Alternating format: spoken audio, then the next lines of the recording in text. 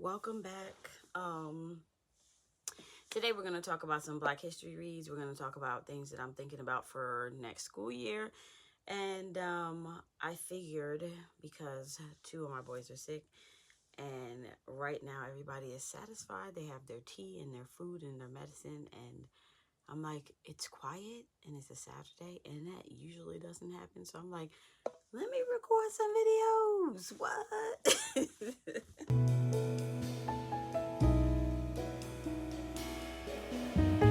I went to the book nook yesterday, and I stopped saying the word library because my kids make fun of the way I say it. So now I either call it the book nook or the hall of knowledge. And so that's what I say because they're always making fun of me. Kids will be kids, right? And so I picked up some books just so, because we've been getting sick, and until it weeds itself out, I'm like, you know what? We're going to do Black history books, and I'm just going to add on some things to it. And if you would like to see ideas on what I added on to them, I am posting that currently in February over on my Instagram, Joyfully Homeschooling Boys. So, same as here. For my kids, I picked up some books. Impossible Creatures. I will say, the books that I showed you for my boys reading, and I will link it here if I remember. Caleb was reading Gone, and he said the series was good. In the first book, he did say that there was some kissing. He did say that was kind of like violent, if whatever. He's on the third book.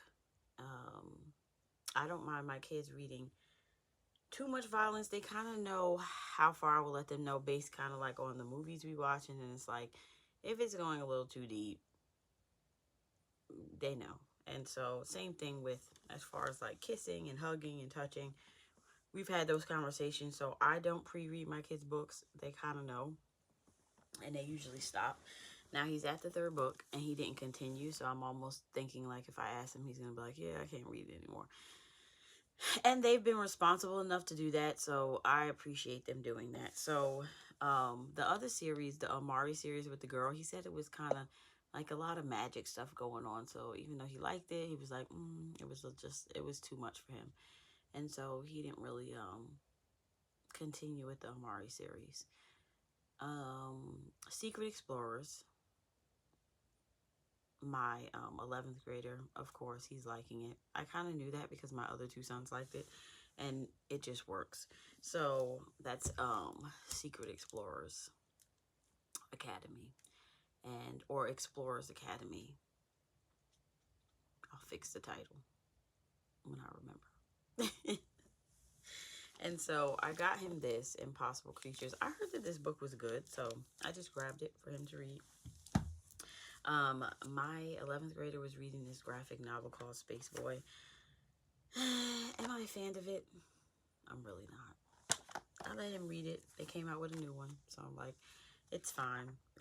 I'll let you read it. I always skim through them to make sure it's not crazy, but yeah. So he likes graphic novels, and honestly, guys, I'm like, even with him liking graphic novels, I'm just gonna lean more into the graphic novels that are like giving you information. The stories are fine as well too, but right now I'm like, graphic novels it is, and I'm not going to stress myself out on the fact that he doesn't like to read these bigger chapter books. He's just not there yet, and that's it. So I also got him this one because Warrior is, if you know, it's like a cat series or whatever, but they started making the graphic novels. So I got him the graphic novel to see if he would be interested in this, and if he likes these, maybe we could transition into the book. So these are my little, like, I'm trying to get you to do to read chunkier books. Sorry, my camera's like going crooked. Update on this. Yes, the Wild Robot Protects. I could see why there was a, like, Christian families weren't liking it, because in the book it talks about like how, oh, you can choose, robots can choose whether they want to be male or female. So I'm guessing that's what they were talking about. We're about this much way through it, and I kind of just read the chapter and I was kind of like, okay, we're going to continue as long as there's, you know, let's not go too crazy. Okay. So a lot of reading for February because, like I said, everybody's sick. So I'm like, you know what? We're just going to read and we're going to talk and discuss and watch videos if that's what our February looks like.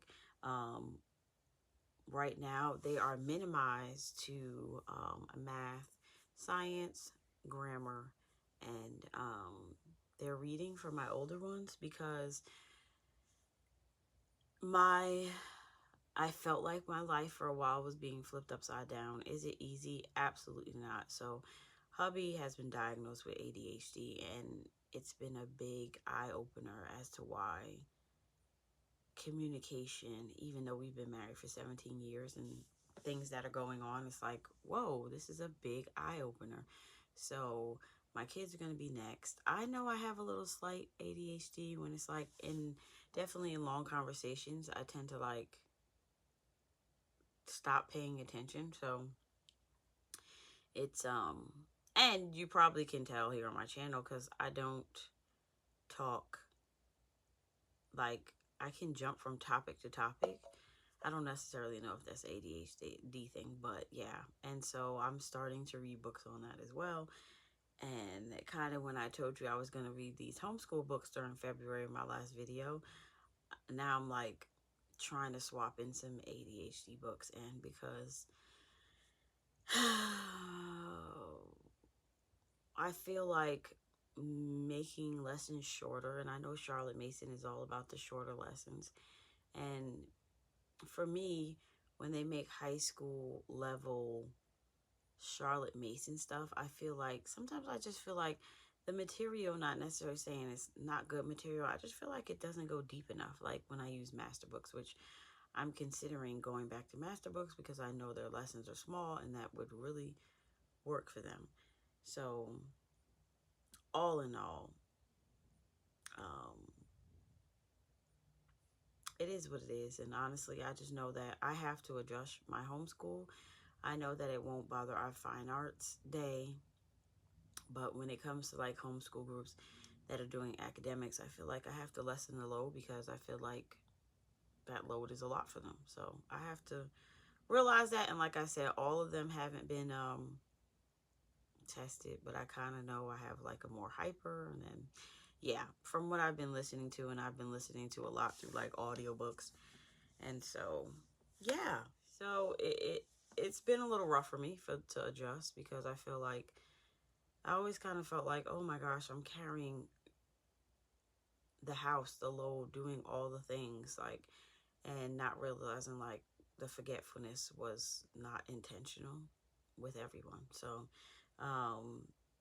but all in all, like, I had to fill in that and do the things. And honestly, that became stressful and overwhelming for just me mentally, my body, all of that. So I'm glad that we're in a good space, or that I'm realizing things now. I would have loved to know this when I first started homeschooling. Yeah. Anyway, let me stop chatting and show you these books. First, there's this one. It's called Together We March. And I'm thinking about using this also for my 7th grader next year because honestly, I am like in a big time. I need to reduce this budget. And so mama got to get a little creative. Okay. Anyway, so it talks about different marches on each page, and it says 25 protest movements that marched into history. And so we met right one of them on the Mill Run kids, the kids that marched for child labor laws back in the let me see, where's the date? 1907. Yeah. And so I thought this was a really cool book and something that you could just read about one march every day. And I grabbed this from the library, so we are enjoying that. This is about Hector and basically about apartheid. Am I saying that right? Apartheid. I know. And so, but the reason I do like this book is because it has, the illustrations are beautiful, but it also has the story based on a different person. So It goes from one person to the next, and it kind of tells her view of it. And it says, Hector, a boy, a protest, and a photograph that changed apartheid. And this is in South Africa. Also a good time, like, for this, when I share this on Instagram, it's like, this is a good time to talk about, like, Nelson Mandela and things that you could add to this book if you had this picture book in your home. So don't forget to come over there for that. Yeah. So the other one is jazz. I grabbed this because I wanted to look at it because we've done the orchestra one, you know. And so this is jazz. And I'm like, oh, this is so cool because I feel like, oh, we're going to read about some people and then we'll listen to their music that day. And I feel like that will be so good. And so as always, these books are always well put together. I love the information. It's good information, even though it's nice and short. And for me, I'm trying to get back into the motion of doing short lessons, even if it's we read and go do something else and then read again. Yeah. So Claudette Colvin, I want freedom now. This kind of goes with the Rosa Parks, and so it's a nice little cute read, something quick for the house. You can see it, it's kind of big. That's pretty. And so the back says, the bus was a sore tooth that never quit aching. White sat in the front, black sat in the back. Even if there were empty seats, I had to stand up or move back. If a white passenger wanted my seat, I hated it. Grown up said, Claudette, this is just how things are. It made me angrier. I wanted to change. But what could I do? And as we know, like they say with Rosa Parks, even though, yeah, she sat on the bus, that's not all she did. And I feel like sometimes I get annoyed. Like people say, yeah, you get annoyed. And the next one is called Feed Your Mind, a story of August Wilson. And when I go in the library, I just look for beautiful, beautiful books. Because who wants to look at a book and read it and it's gross? Or it's not like appealing to the eyes. You right? You want stuff that's appealing. And so I always look for that. And so this one does have a lot of words. It's kind of heavy. It says, from a very young age, August Wilson, born Frederick August Kittle Jr., had a love for language. He read the words printed on soup cans and cereal boxes, on clothing labels and street signs. When his mother took him to the library, his whole world opened up. He pored over every book, from Hardy Boy mysteries to biographies to great African-American writers like Langston Hughes and Ralph Ellis. He wanted to learn all he could, right? Says he dropped out of high school but spent his days instead at the library. That just shows you, like, you can learn a lot from the library. And so even with stuff like thinking about history and science for next year, I'm honestly like, I'll get the textbook, but anything else that my child does, it's going to be created by me. I kind of want to get away from like, oh, I have to test you. Oh, I have to do this. And like, we can just have a discussion about what we learn. And I know that you're learning it that way, and therefore I can grade you that way. So, will I still track it as a grade? Yeah, I probably will. It won't say quiz or test. It'll say discussion, or to say project, or to say reading. And like, you can base off anything. So the next one is Stokes. It says the brief career of an NBA's first black superstar. Why not add in some basketball? And we are not really a sporty family, I think, growing up, because I used to love basketball, watching the Knicks, but my husband didn't really watch sports. So we just became a family that didn't watch sports. But now my kids are like getting into it on their own, you know, or whatever. But this is what it looks like inside. Like I said, I like things that are appealing to the eyes. And so that is what I got from the library. These last 3 books that I'm really thinking about using for Mark as he goes into the 7th grade next year, because I kind of want to do a Black leaders / Black movement type study for the year for him. And I just feel like it's a great time to do it, versus like, I am going to incorporate this, but I also want to be able to go to a place where it's like, oh, what do you want to learn about this year? And textbook wise saying, oh, are you interested in this, like the Vikings, or you want to learn about the Middle Ages, or you want to learn about, you know, ancient times, or you want to learn about more so modern, like, so really giving them the freedom to walk through that. Yes, in high school it's like, oh well, you got to take this and that. Even with Journey Homeschool Academy, as you know, and using that this year, it's I want the information, and I want to be able to create stuff at home off each chapter versus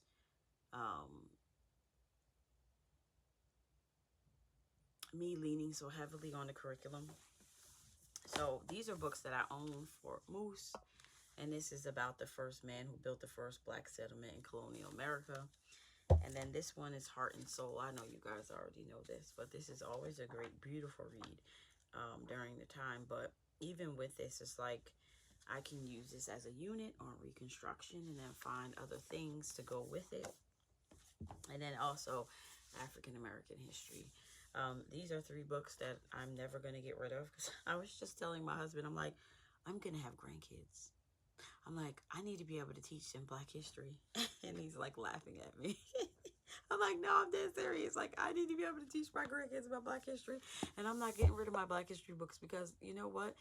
Even if I'm not here, it'd be something that I can bless them with, that even if they get rid of them or you can't find it anywhere or they're expensive, like, they will have the books. So this is something that whatever kind of books that I really like, on the side, like, this is my small investment of like, this is what I'm giving to you. So which is why I like to get a bunch of Black history books from the library, because I'm like, if I like it, I'm like, ooh, that's going in my stack. Y'all, thank you for coming along with me. If you have gotten this far in the video, might I ask a favor? For those of you that have been around my channel for a long time, thank you for the new subscribers around here. We're getting up there, and for those subscribers that have been around and maybe you missed a couple of my videos and you want to go back and watch those for me, I would appreciate it, so I can kind of get my little hours up. Saying this at the end of the video, because I know for those that don't watch this far into the video, you won't see it anyway. But I'd appreciate it, yeah, if you go back and watch 1 or 2 of my videos and give me some help on this channel as I try to grow it. If you're new around here and you are this far in the video, subscribe and hit that notification bell, because I will be back. And so take care, you guys. I will see you in my next video. Bye.